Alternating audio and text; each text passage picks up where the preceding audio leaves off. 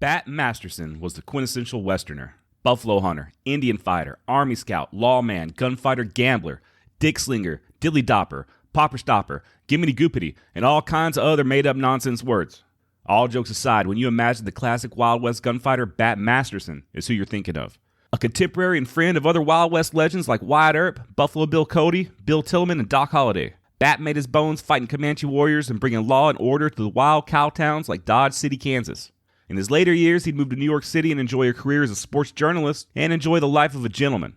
How did a filthy buffalo hunter turned gunman eventually end up as a presidential appointee, celebrated journalist, and frequent guest at the White House? Join me today as we delve deep into Bat Masterson on this Why the Hell Didn't I Already Cover This Guy episode of Bloody Beaver Podcast.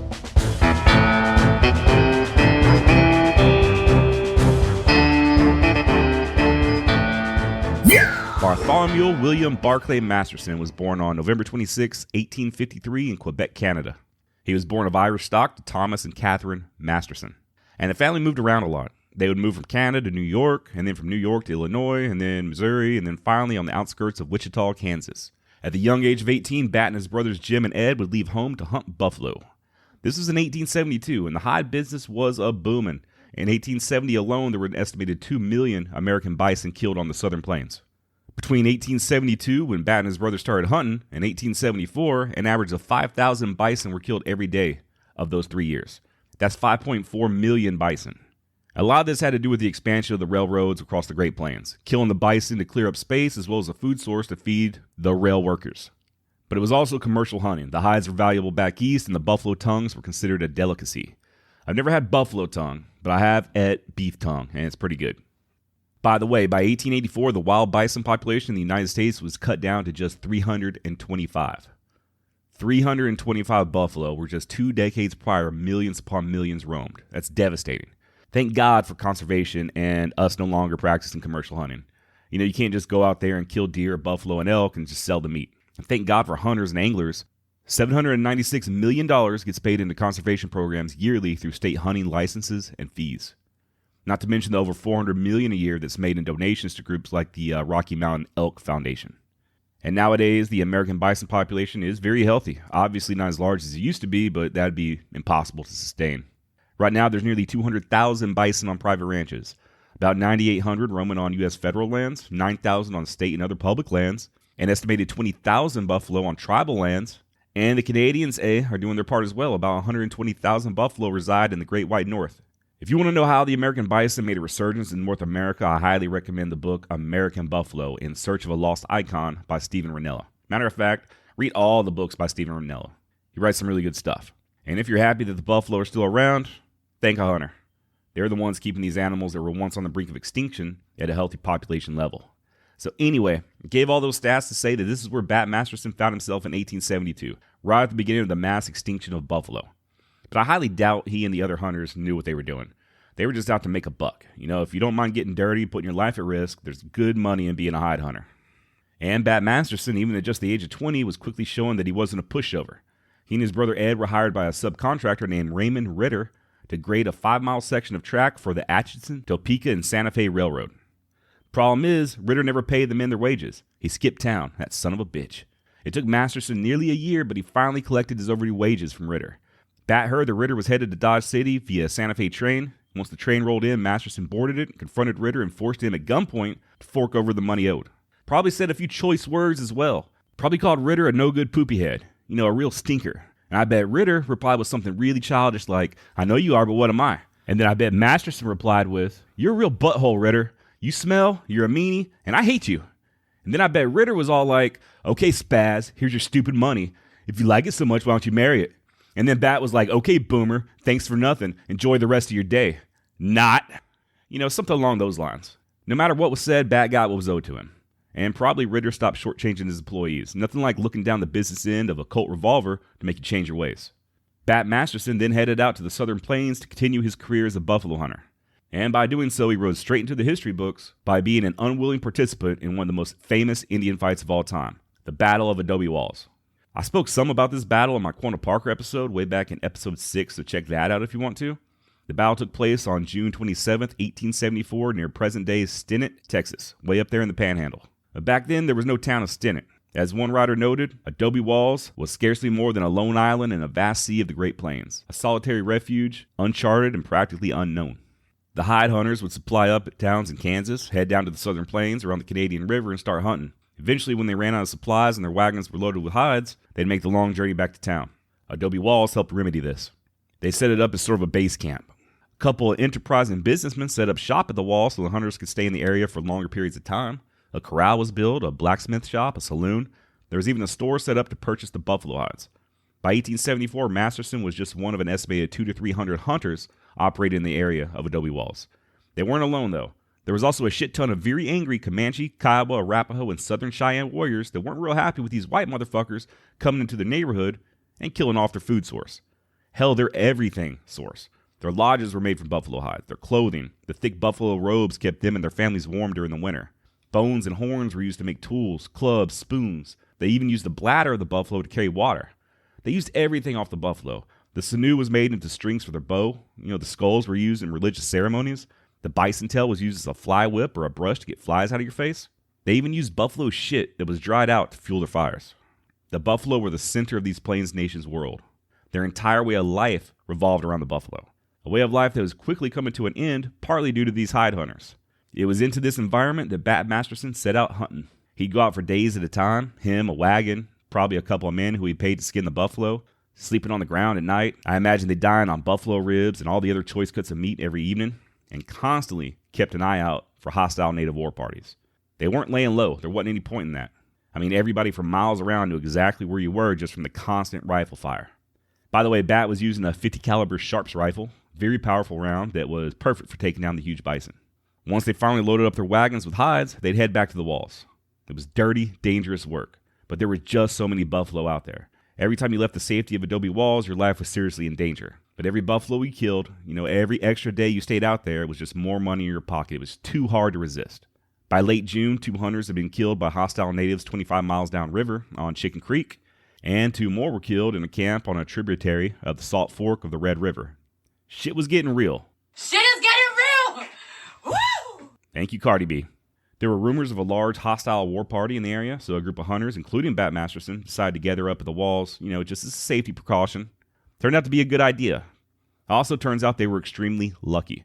An estimated 700 warriors from the nations I mentioned earlier, the Comanche, the Kiowa, the Southern Cheyenne, and the Arapaho, were getting all worked up by a medicine man named Isite, whose name roughly translates to coyote vagina. Seriously, not making that up. Isite had these desperate warriors convinced that his big medicine would not allow the white man's bullets to hurt them. This was a big raid, and they were out to purge these foreigners out of their sacred land. And that's exactly what they attempted to do in those early morning hours of June 27, 1874.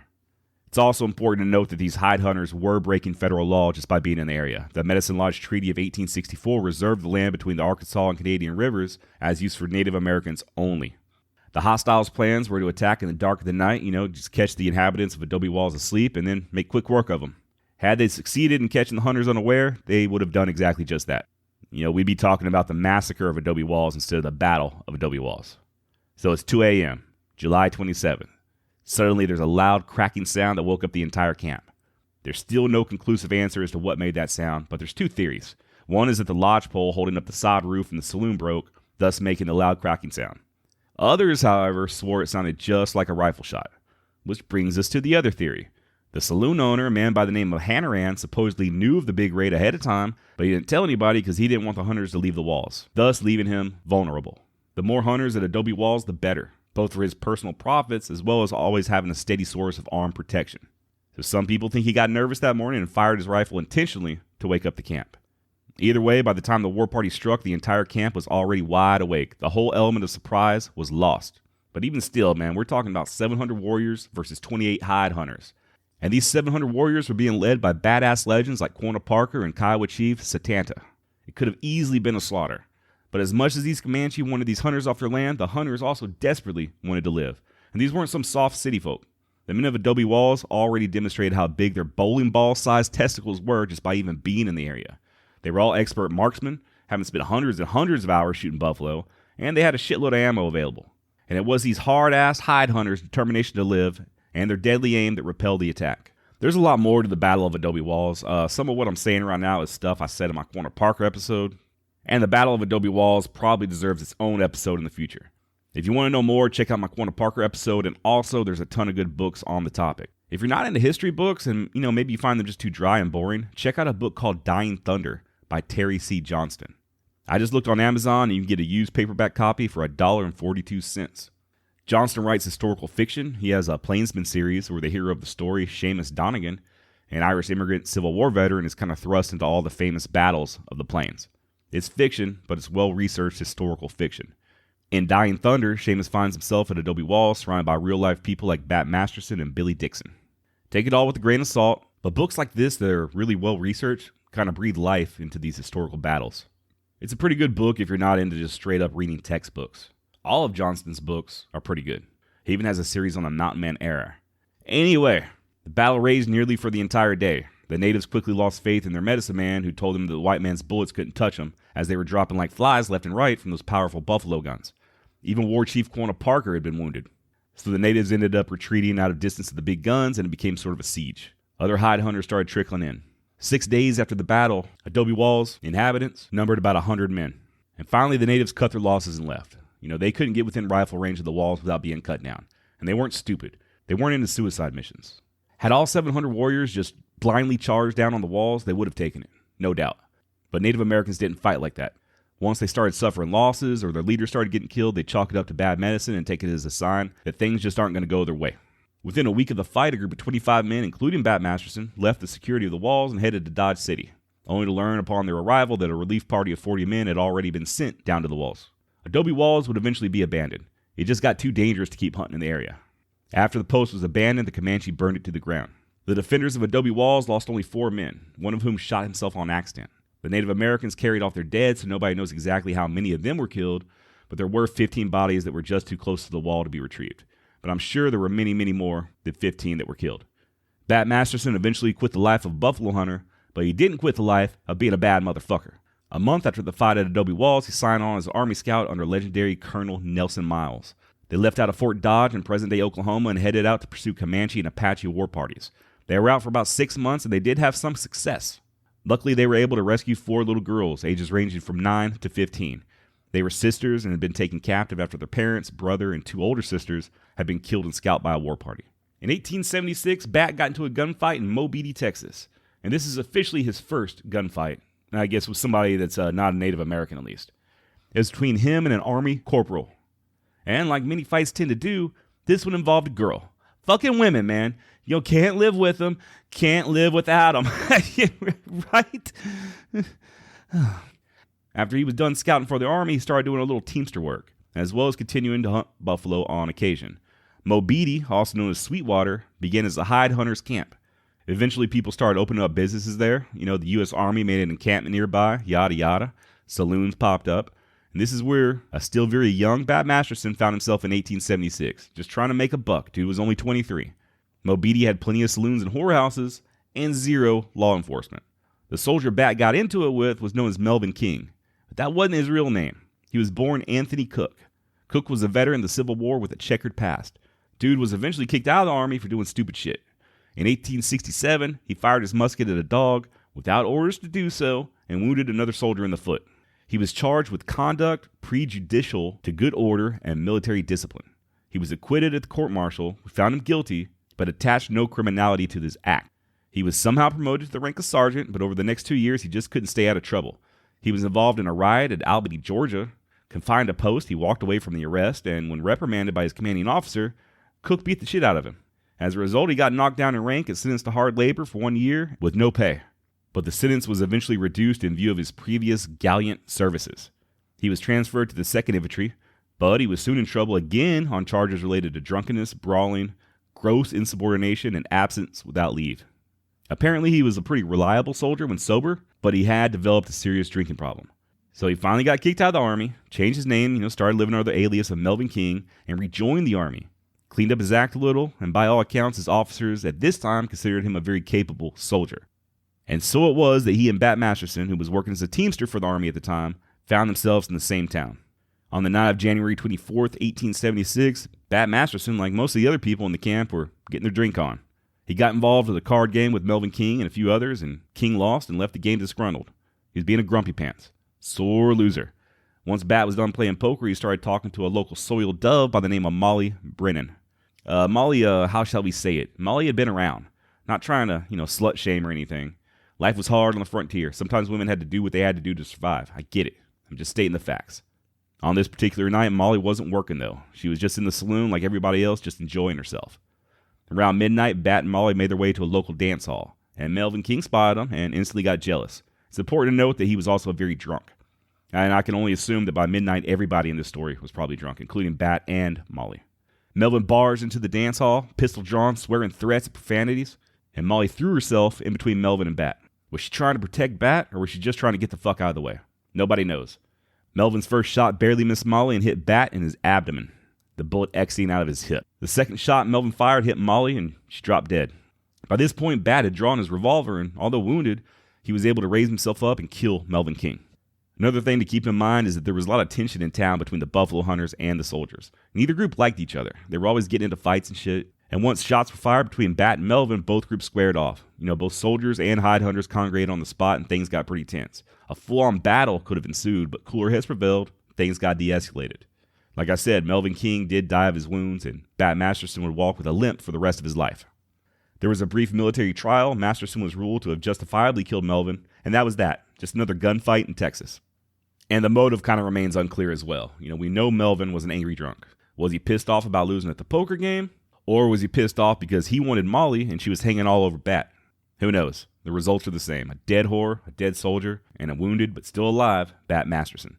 When asked about it years later in 1881 by the Kansas City Journal, Bat replied simply, "I had a little difficulty with some soldiers down there, but never mind, I dislike to talk about it." Mobeetie was a tough town. Cattleman Charlie Goodnight once said, "I think it's the hardest place I ever saw on the frontier except for Cheyenne, Wyoming." As soon as Bat was able to travel, he headed to Wichita, Kansas to recuperate from his wounds. And within a matter of months, he was patrolling the tough streets of Dodge City, Kansas as a lawman, alongside of another frontier legend, Wyatt Earp. On November 6, 1877, Bat was elected sheriff of Ford County, where Dodge City is located, and the Hayes Sentinel observed that Masterson was said to be cool, decisive, and a bad man with a pistol.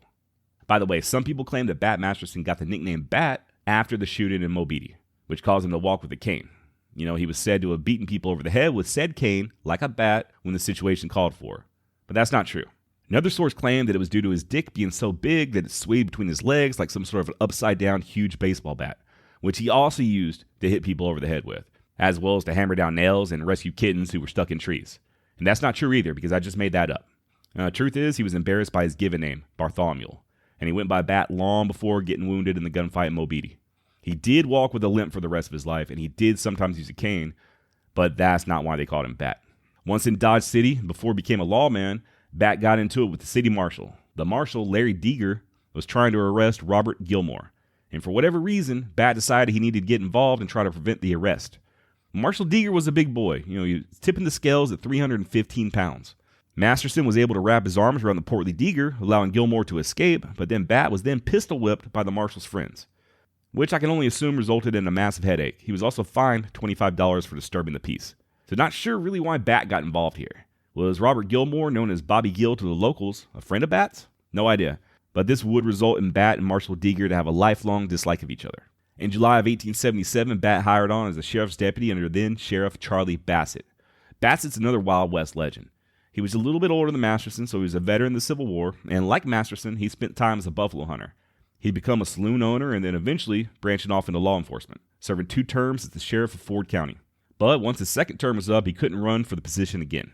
The Kansas state constitution prohibited anyone from seeking a 3rd consecutive term. So with the position open, Bat Masterson decides to toss his name into the hat. And guess who ran against him? Dodge City Marshal Larry Deeger, the same guy who fined Bat $25. But to no avail, the people voted and elected Bat Masterson, but barely. He won the November 6, 1877 election by just 3 votes. So I guess sometimes every vote does matter. And not long after that, Bat's brother Ed replaced Deeger as Dodge City Marshal. Oh heck, now the Mastersons were in control of both city and county law enforcement. And they were an effective crime-fighting force. In February of 1878, Sheriff Bat Masterson tracked down and arrested Ed West and Dave Rudaball for attempting to hold up a train. And yes, that's Arkansas Dave Rudaball of Young Guns fame. After he got arrested, Rudaball turned snitch and took a deal for immunity and turned on his fellow gang members. So there goes that whole idea about honor among thieves. Arkansas Dave would later ride with Billy the Kid and eventually get beheaded trying to escape from the law into Old Mexico. Bat and his brother Ed captured 2 more train robbers just a month later, but the law enforcement brothers' time working together would abruptly end when Ed Masterson was shot and killed on April 9th of 1878. Law enforcement's a dangerous job. I imagine being marshal of Dodge City especially was dangerous. Jack Wagner, a cowboy, opened up fire on Ed and left his body where it lay, drunkenly stumbling away. He didn't realize that Bat was in town. Masterson immediately arrived at the scene and opened up fire on both Wagner and Wagner's boss, Alf Walker, who foolishly had a gun in his hand. Wagner died the next day, but Walker recovered from his wounds and was sent back to Texas. And that had to sting for Bat to lose his brother. His little brother, the brother he spent time hunting buffalo with, the brother that accompanied him and helped him track down all those outlaws. Now he had to bury him. Probably had to send a letter back to his parents. That same year, Bat Masterson kind of went a little mercenary. He took a job from the Santa Fe Railroad in Colorado, where he had 0 jurisdiction, to help them dissuade the Denver and Rio Grande Western Railroad, who were trying to cut in through a Santa Fe right-of-way through a gorge outside of Pueblo. And if what I just said doesn't make any sense, it's because I don't know shit about trains and I don't understand the whole situation entirely. I do know these types of situations were common in those days. A rich cattle baron or a railroad baron would hire gunmen to impose their will on either their competition or whoever was standing in their way. As far as I know, this was Bat Masterson's first time as a hired gunman. He accepted the job and formed a team which included other Wild West badasses like Ben Thompson, Joshua Webb, Mysterious Dave Mather, and by some accounts, it's possible that Doc Holliday was also among this group as well. And 70 other people. Bat Masterson raised a damn army. And so did the other side, the Denver Railroad hiring its own group of gunmen as well. And I really couldn't find a whole lot of details about this conflict, but it looks like there was some real fighting that went down.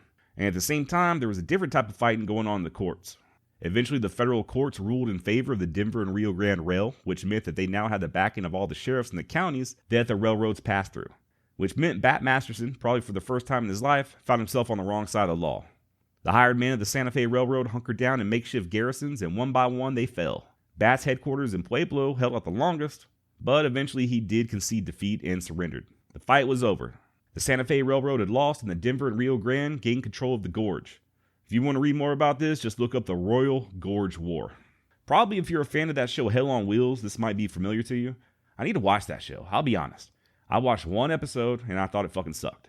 But a lot of people are always telling me about how good it is, so maybe I'll give it another chance. Also got a listener's suggestion to do an episode on Jack Casement, the real-life person who inspired Hell on Wheels character Cullen Bohannon. So who knows, maybe I'll catch the Coronavirus! And get quarantined and binge watch Hell on Wheels. Moving forward, the voters of Ford County, Kansas were not happy about leaving to go fight for the railroads in Colorado, so they voted his ass out of office. Unlike his previous narrow win, this one was a landslide. Wasn't even close. Bat lost his 1879 re-election bid for sheriff by a vote of 404 to 268. In 1880, he's still living in the area, however. A 27-year-old Bat is listed on the 1880 census as living in Dodge City with a 19-year-old lady named Annie Ledoux, who is listed on the census as his concubine. You heard me, concubine. According to the Merriam-Webster Dictionary, a concubine is a woman with whom a man cohabits without being married, such as one having a recognized social status in the household below that of a wife. Also at this time, Bat's other younger brother, Ben Masterson, is now serving as Dodge City Marshal, and he's on the same census, living with a 16-year-old named Minnie Roberts.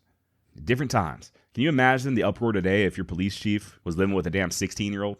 You see this a lot in some of the guys I research. I'm working on another episode on Kit Carson, and Kit was married 3 times. The first 2 times to Native American ladies who I guarantee were not over the age of 18.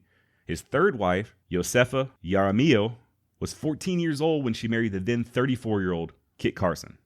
14. And this made me wonder, how long have our current age of consent laws been in place? So I Googled it. Kind of creepy, being my age and typing in age of consent laws into the Google search bar. But holy shit, I was not expecting the results I found. The age of consent laws in the United States in the 1800s were generally between the ages of 7 and 10. 7 and 10, what the fuck? Like, I get we're different now than, the people in those days, but 10 years old? How was that ever considered okay? In the 1800s all the way up to 1965, it was not against the law for a man to have sexual relations with a female who was between 7 and 10 years of age. And the rape law was only enforced if the girl was below 10, or in the case of Delaware, below 7. As far as state laws go, 33 states in the 1800s had the age of consent set at 10. That's insane. We've come so far as a civilization in just 100 years. It's almost unbelievable. Kind of makes me wonder what we as a society are engaging in nowadays that people 100 years from now will be like, holy fuck, look at these savages. What the fuck were they thinking that this was okay? Yeah, if you're a new listener, these are the type of tangents I go on when I do research on these subjects. Just wormhole after wormhole. Let's get back to Bat Masterson's teenage concubine having ass. But one more thing on the age of consent. Law doesn't trump angry fathers. I'm thinking a lot of fathers over the course of time did not hesitate to murder the shit out of anybody who attempted to approach their 10-year-old daughters, or even 16 or 19-year-old daughters like the Masterson brothers were living with, which makes me assume that probably these two girls were fatherless or orphans, as was the case with many of the women who worked as prostitutes in the Old West. Hell, I mean, as is the case with many women that are forced into prostitution nowadays, sadly. So yeah, anyway, Bat's chilling out in Dodge City, not sure what his occupation was at this time. One could assume that he was doing what many of his contemporaries did at the time and had some sort of a deal worked out at a local saloon or gambling hall, as he would definitely do in the future, and maybe he helped his little brother out with marshaling at times. Around this same time, Bat got a telegram from his old friend Ben Thompson. Ben's no-good little brother Billy Thompson had got himself into quite the pickle. Seems he got into a tiff and shot the thumb off of another man, and that man, despite no longer having an opposable thumb, returned fire and badly wounded Billy. Badly wounded or not, that didn't stop the local population of Oglala, Kansas from wanting to lynch the shit out of Billy. So Bat rushed down to Oglala, snuck Billy out of town in the middle of the night. Masterson was then given assistance by none other than Buffalo Bill Cody. According to Masterson, he and Billy Thompson were given a royal welcome and were immediately taken in charge by Colonel Cody, who found a safe place for us to remain until he could outfit us for the trip across country to Dodge City. This incident was reported in the Dodge City Times, which noted that WB, or Bat Masterson, arrived from a visit in Ogallala this week. He says Nebraska is dry and many people are leaving the state. He came by wagon and was accompanied by Texas Billy Thompson. The latter has recovered from his wounds. So how about that? He didn't hesitate to help out his friend Ben Thompson when called upon. Bat would bid Dodge City adieu in February of 1881 and join his old law enforcement buddy Wyatt Earp in a little place in Arizona called Tombstone. Maybe you've heard of it. While in Tombstone, he became friends with gunman and gambler Luke Short. He, Short, and Wyatt all took up jobs as faro dealers at the Oriental Saloon. He soon received another urgent telegram from Kansas. His other younger brother, Jim, was in trouble. I'm seeing a trend here. Bat must have had one hell of a reputation as someone who was steady and reliable. You know, people keep asking him for help when a bad situation arises, and when called upon, he always showed up. Little brother Jim Masterson had gotten into a partnership with a guy named A.J. Peacock in Dodge City's Lady Gay Saloon. Al Peacock's brother-in-law, a man by the name of Al Updegraff, was a bartender at the saloon, but Jim didn't like him one bit. He considered the man a drunk and a liar. Jim demanded that Peacock fire Updegraff, and Peacock got all peacocky and refused to do so. The situation became so tense that finally threats were being made, and that's when Jim sent for his older brother Bat. And Bat didn't waste any damn time. As soon as he got into town, he confronted Updegraff and Peacock. And nobody knows who fired the first shot. But upon recognizing Bat, both men took shelter behind a building and started exchanging gunfire with Masterson. And then it became a pitched battle. Citizens of Dodge City got involved, some fighting on behalf of Bat, some against him. Updegraff was eventually wounded, and finally Dodge City Mayor A.B. Webster put an end to things and arrested Bat Masterson. What a clusterfuck, man. No idea where Bat's city marshal brother was during this time, or if he was even still the city marshal.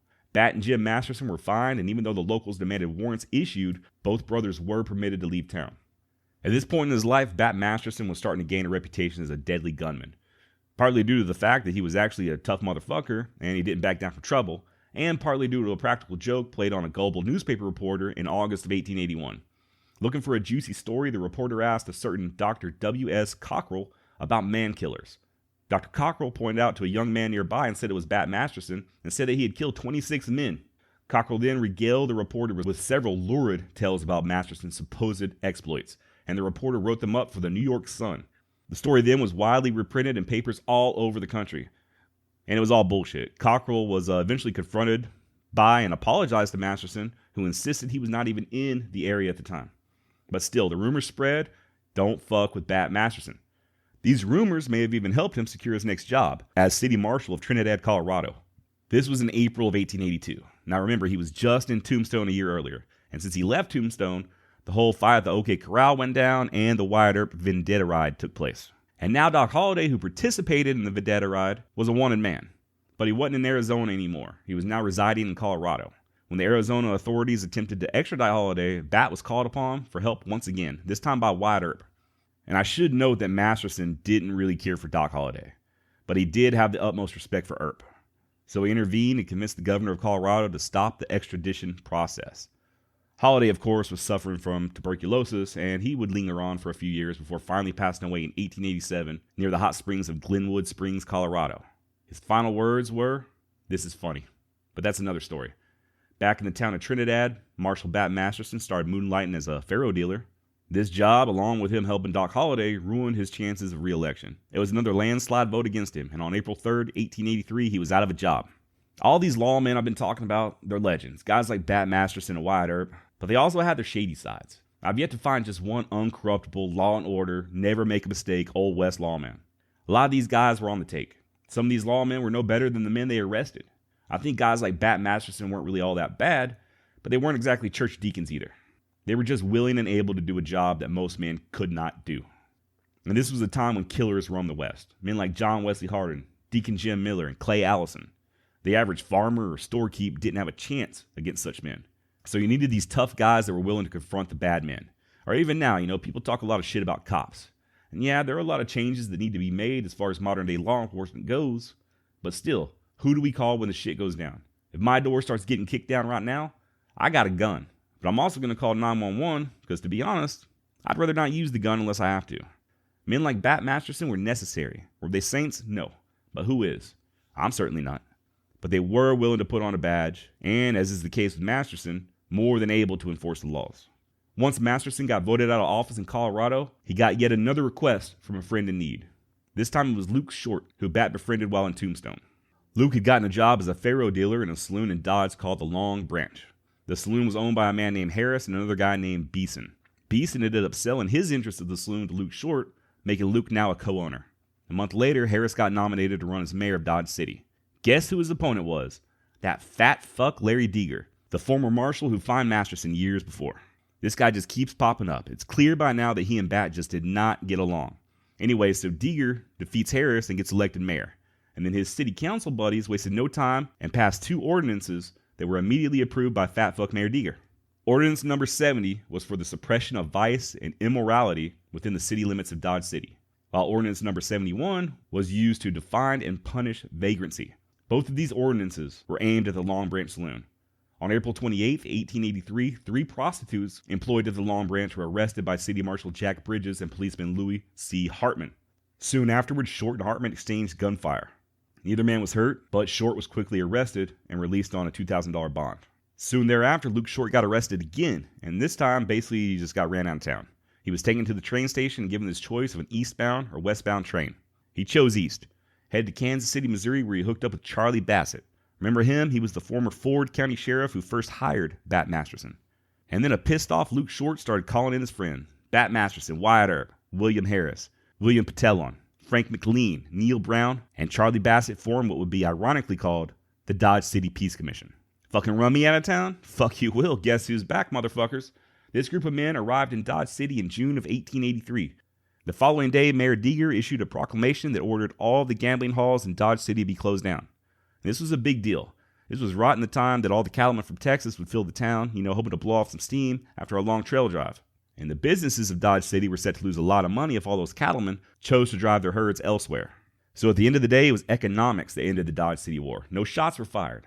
Both the governor of Kansas as well as the Santa Fe Railroad, who would also lose out on a lot of money, pressured Mayor Deeger to have all the saloons and gambling halls reopen. Luke Short had sweet vindication. And he really didn't care to stay in Dodge anymore. He just wanted to stick it to the mayor, which he did, and then he sold his portion of the Long Branch Saloon and left for greener pastures in Colorado. He'd live another 10 years and go on several more adventures before finally succumbing to Bright's disease. Same disease that Bass Reeves, who I covered on episode 2 of Bloody Beaver Podcast, died from. Mayor Deeger would eventually move to Texas. He owned and operated the Deeger Lumber Company in Velasco, Texas, as early as 1892. In 1898, he would become the postmaster of Velasco, a position he'd hold for the next 16 years. He and his family then moved to Houston, Texas, where he passed away in 1924 at the age of 79. He's buried in the Glenwood Cemetery just outside of downtown Houston. I kept calling the man a fat fuck jokingly because, he was known to be about 300 pounds or so. I don't know who was the good guy or the bad guy when it came between Deeger and Masterson. Sometimes people just don't get along. There's no indication that Deeger was an asshole outside of him passing those stupid ordinances. Oh, by the way, if you really want to see a cool picture, just do a Google image search for the Dodge City Peace Commission. All of the men posed together for a picture while they were there in Dodge. Bat Masterson is standing up third from the left, and Charlie Bassett is seated at the far left, and right next to him is Wyatt Earp. Really cool, iconic photo. So back to the story. Fuck, this is going to be a long episode. Bat left Dodge City after trouble died down, but returned in 1884 and dipped his toes into the world of journalism. He published a small newspaper called Vox Populi, which is Latin for the voice of the people. The paper was all about local politics, and it got really good reviews after it was released. But that's all he did, just that one issue. Then he headed back to Denver, Colorado, and got involved in a little love scandal. Oh boy, here we go. It's September of 1886 now. A 33-year-old Bat Masterson, and 33, feels like this guy's already lived several lifetimes. Anyway, 1886, Denver. Bat's in a theater watching a comedian named Lou Spencer perform on stage. Okay, sounds like a good time. I myself like to watch a good stand-up comedy show. Only problem was that the comedian's wife was also in the audience, and she was seated on Masterson's lap. Lou Spencer noticed that his wife was sitting on Bat's lap, ended his performance, and confronted the man, to which Bat wasted no time in pulling out his revolver and striking Spencer across the face with it. His bitch of a wife sat on the sidelines and watched as the two men slugged it out. Finally, they were both arrested. What the hell was Bat thinking? Just brazenly sit in the audience watching a man perform while his wife wiggles on your lap? He either really hated this guy, or his wife really hated the guy, and Bat had no idea she was married. I'm thinking it was probably the former. The wife, Nellie Spencer, was described by a local newspaper as being a beautiful woman with a fine wardrobe and a sweet voice. The same paper described Bat as one who, quote, pleases the ladies. Anyway, Nellie divorced her husband and moved in with Masterson. They never got married, though. Bat knew you can't turn a hoe into a housewife. It wasn't long before she was out of his life completely. A local newspaper reported a very public fight between Bat and Nellie, which resulted in Bat drunkenly telling her, quote, you doing hoe activities with hoe tendencies. Hoes are your friends, hoes are your enemies. With hoe energy to do what you do, blue what you blue, screw what you screw. Y'all professional like DJ Clue, pulling on my coattail. And why do you think you take a hoe to a hotel? Hotel everybody, even the mayor. Reach up into the sky for the hoe zone layer. Come on, player, once a hoe always. And hoes never close, they open like hallways. And here's a hoe cake for your ho crew. And everybody wants some because hoes gotta eat too. End quote. And of course, Bat never said that. That was modern day poet Ludacris in his 1998 hit, Ho. But back to Bat Masterson. He took up shop at the Arcade Gambling House there in Denver as a faro dealer, and in 1888 he managed and then purchased the Palace Variety Theater. It was there that he met a lady named Emma Moulton, a professional Indian club swinger. What the hell is an Indian club swinger, Josh? I know, I was wondering the same thing myself. You know, was she some sort of like exotic dark-skinned Persian who operated a swinger club? No. Turns out Indian club swinging was a performance kind of thing where people like literally swing these clubs like half the size of baseball bats, just swing and juggle them around and shit. So not as cool as operating a swingers club, but still, gotta imagine she'd give one hell of a hand job. I did a YouTube search for Indian club swinging, and all I could find were a bunch of sweaty shirtless guys doing workout videos, so I guess it's still a thing. Bat and Emma lived together and supposedly got married in November of 1891. But as of this recording, nobody has ever been able to locate a marriage certificate, and she was still married to her former husband in 1891, so who knows if they ever formally got married. It was also around this time in Denver that Bat met and befriended the infamous con man Soapy Smith. In 1889, Bat and Soapy were involved in an election scandal involving fraudulent voting registration. Damn it, Bat, what are you doing, man? Get it together. Just get your shit together, bro. Also at this time, Bat was getting really into boxing. You know, not doing the boxing himself, but just the sport of boxing, especially prize fighting. The man loved to gamble on the pugilists. Not only was he betting on fights, but he'd also serve as a timekeeper. He got to know all the big fighters at the time. Guys like Jack Dempsey, Jack Johnston, Gentleman Jim Corbett. And he'd travel for the fights. He was ringside during the John L. Sullivan, Jake Kilrain heavyweight championship fight at Richburg, Mississippi on July 8, 1889. He was the designated timekeeper for Kilrain and came under fire for how he handled his role. Reportedly, Bat saw to it that Luke Short, John Murphy, and 12 other good men were scattered around the ring where they would do the most good in case of an emergency, which is code for there might have been quite a few fixed fights. I'm thinking Bat was lying in his pockets as timekeeper. In 1892, Bat, along with old friends Luke Short and Charlie Bassett, were in New Orleans to watch another prize fight. In 1894, he attended yet another fight in Florida. Masterson then briefly moved to New York City in 1895 to serve as a bodyguard to millionaire investor George Gold. And he fell in love with New York City. He wrote back to his friends in Denver about how much fun he was having, especially going on fishing trips with the Golds on their fancy yacht. I can't imagine preferring New York City over the beauty and clean air of Colorado. That's crazy. I'd love to visit New York City, like for a week, just to see the sights, but move there? No thank you.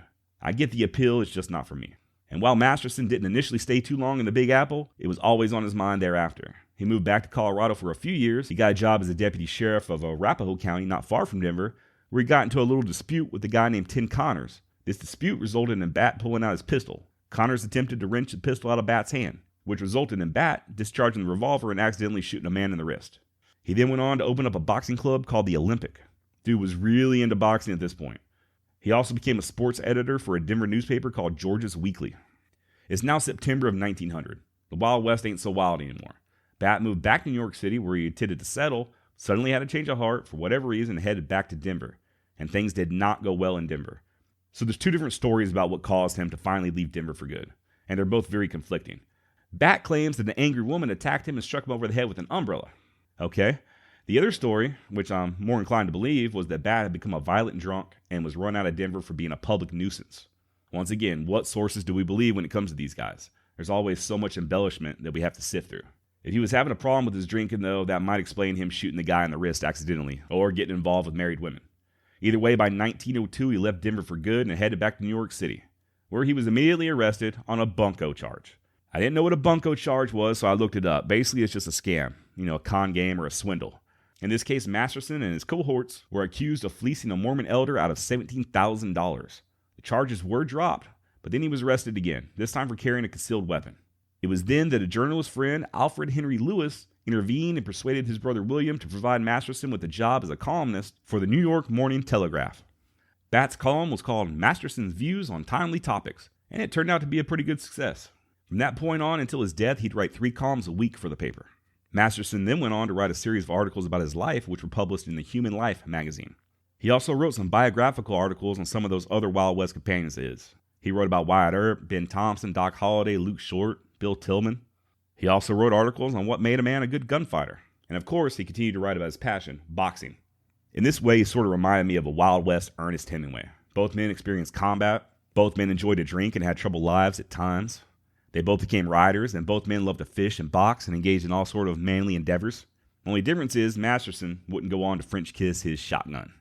Bat got a presidential appointment from Teddy Roosevelt in 1905. Roosevelt loved his gunfighters. Masterson was appointed as Deputy U.S. Marshal for the Southern District of New York, and it was mostly a ceremonial title. But even still, Roosevelt wrote Bat a letter saying, "You must be careful not to gamble or do anything while you are a public officer, which might afford opportunity to your enemies or my critics to say that your appointment was improper." He didn't want Bat going all wild and out on him. Bat would lose this position in 1909 after President Taft was elected. Masterson, in his role as a writer, visited Cuba and covered the Jack Johnson-Jess Willard title fight in 1915. And the cool thing about this is you can actually watch the entire fight on YouTube. And you can see Bat Masterson. There's a lot of pictures of these Wild West guys, but it's really rare to find a video of them. Go to YouTube and search for Jack Johnson versus Jess Willard full film. It's a 35-minute long black and white video. At the 3-minute, 16-second mark, you see a smiling 61-year-old Bat Masterson, dressed to the nines and shyly doffing his bowler hat to the camera. Very, very cool. Strange to imagine this distinguished older gentleman, a journalist and a citizen of New York City, as once being elbow deep in buffalo guts, or desperately firing shot after shot at charging Comanche warriors, or boldly walking the streets of Dodge City and Tombstone with a pistol on his hip. I've said it before and I'll say it again. Don't fuck with old men. You have no idea what they've been through and what they're capable of. One thing you can assume about an old man is that he's a survivor. Even nowadays, you want to be tough and try to push around some old guy, and little do you know, when he was 19, he wore a necklace of ears around his neck in fucking Vietnam. I'm really curious if any young New York thugs ever tried to roll Bat Masterson when he was an old man walking the streets. If so, I can only hope he gave them a nice beating with his cane, or with his big, huge dick. Anyway, Bat attended his last boxing match on July 2nd, 1921, where he got to see Jack Dempsey defend and retain his title as heavyweight champion of the world.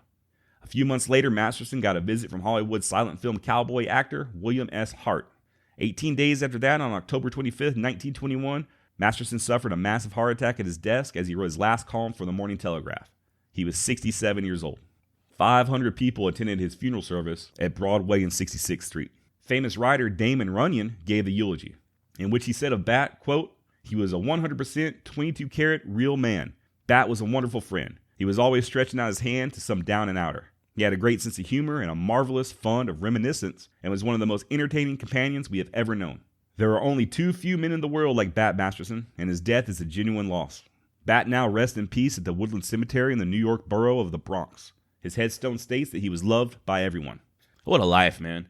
Bat Masterson, he had his share of ups and downs. He made mistakes. But still, what a life. He experienced the true, raw, dangerous Old West, and he survived it. Indian fighter, like I said earlier, scout, lawman, gambler.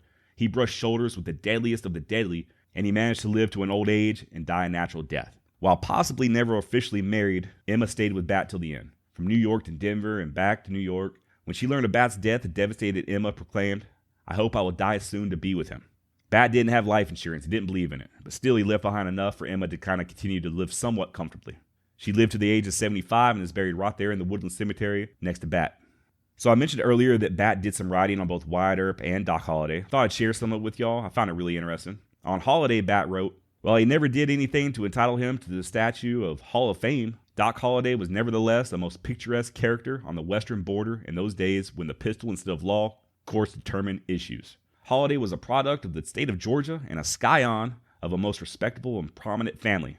He graduated as a dentist from one of the medical colleges of his native state before he left it, but did not follow his profession very long after receiving his diploma. Holliday had a mean disposition and an ungovernable temper, and under the influence of liquor was a most dangerous man. Physically, Doc Holliday was a weakling who could not have whipped a healthy 15-year-old boy in a go-as-you-please fistfight, and no one knew this better than himself. And the knowledge of this fact was perhaps why he was so ready to resort to a weapon of some kind whenever he got himself into difficulty. He was hot-headed and impetuous, and very much given to both drinking and quarreling, and among men who did not fear him, was very much disliked." So yeah, that's Bat kind of going hard on old Doc Holliday.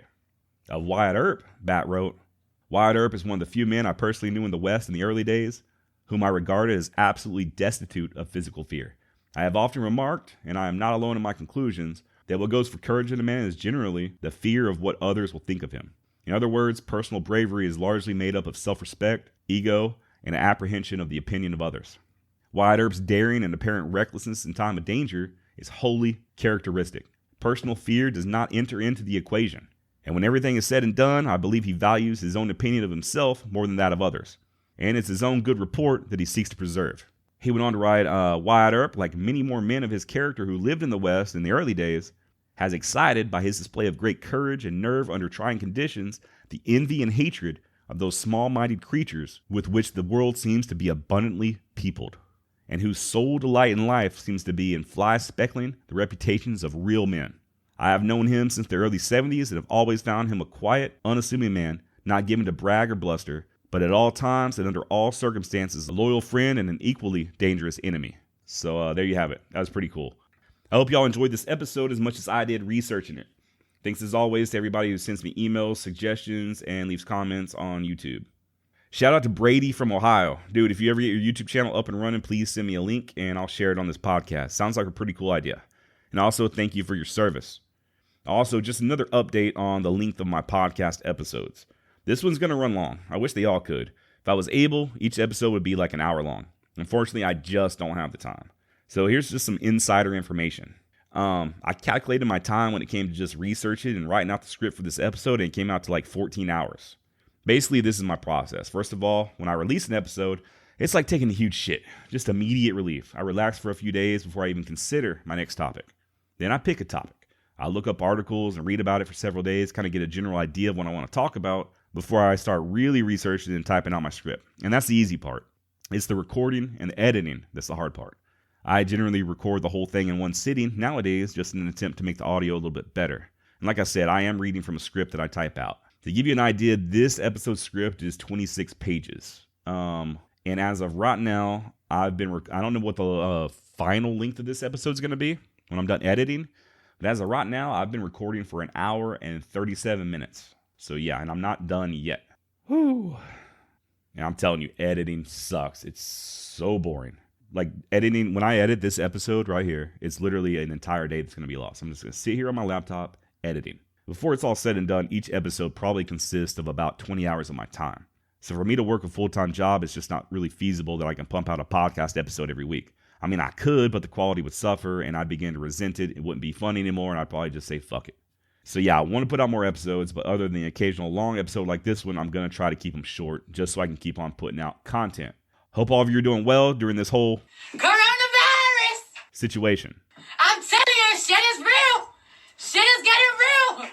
Yeah, I know, Cardi B, shit is getting real. My heart goes out to any of you who've lost a job during this pandemic, or God forbid, any loved ones. I'm blessed to still be working. My hours got cut back some, but my job does fall into the range of essential employee, so hopefully I'll continue to be able to keep working. To quote Lonesome Dove, I believe we have a few more fractuosities yet to endure, but I believe we can endure. These are times I'm glad I have people like Bat Masterson to look to.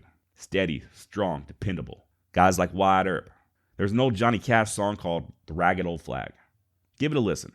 But since some of y'all is lazy, I'm going to go ahead and read the lyrics right now. It goes like this. I walked through a country courthouse square. On a park bench, an old man was sitting there. I said, your old courthouse is kind of run down. He said, nah, it'll do for our little town. I said, your flagpole is leaned a little bit, and that's a ragged old flag you got hanging on it. He said, have a seat, and I sat down. Is this your first time you've been to our little town? I said, I think it is. He said, I don't like to brag, but we're kind of proud of this ragged old flag. You see, we got a little hole in the flag there when Washington took it across the Delaware. And it got powder burned the night Francis Scott Key sat watching it, writing, Say Can You See? It got a rip in New Orleans with Pakenham and Jackson tugging at its seams. And it almost fell at the Alamo, beside the Texas flag, but she waved on though. She got cut with the sword at Chancellorsville, and she got cut again at Shiloh Hill. There was Robert E. Lee and Beauregard and Bragg, and the south wind blew hard on that ragged old flag. On Flanders Field in World War I, she got a big hole from a Bertha gun. She turned blood red in World War II. She hung limp and low a time or two. She was in Korea, Vietnam. She went where she was sent by her Uncle Sam. She waved from our ships upon the briny foam, and now they've about quit waving back here at home. In her own good land, she's been abused. She's been burned, dishonored, denied, and refused. And the government for which she stands has been scandalized throughout the land. And she's getting threadbare and she's wearing thin, but she's in good shape for the shape she's in, because she's been through the fire before, and I believe she can take a whole lot more. So we raise her up every morning and we bring her down slow every night. We don't let her touch the ground and we fold her up right. On second thought, I do like to brag, because I'm mighty proud of that ragged old flag. Fuck yeah, Johnny Cash. And we have been through the fire before. And I personally do believe we can take a whole lot more. And that's not just for listeners in the United States, wherever you are, Australia, the Netherlands, whatever. We're all the result of people that came before us and endured hardships and trials like we can only imagine. And yet here we are. We will make it through the Coronavirus! Get out of here, Cardi B. I'm trying to make a point. Go fucking do your eyebrows or whatever the fuck you're famous for. Sorry about that, y'all. Anyway, stay safe out there. Look, handshakes are canceled for the time being. If you did lose your job, go apply at a grocery store or Lowe's and places like that. Amazon too. All these companies are hiring a shit ton of people right now. Some of them are giving out bonuses. There's options out there. Also, let me go ahead and say that ass eating is also canceled. You dirty savages. That's how diseases get started in the first place. All right, please stay tuned for more tales of the Wild West, dick jokes, and general all-around retardation on the next episode of Bloody Beaver Podcast.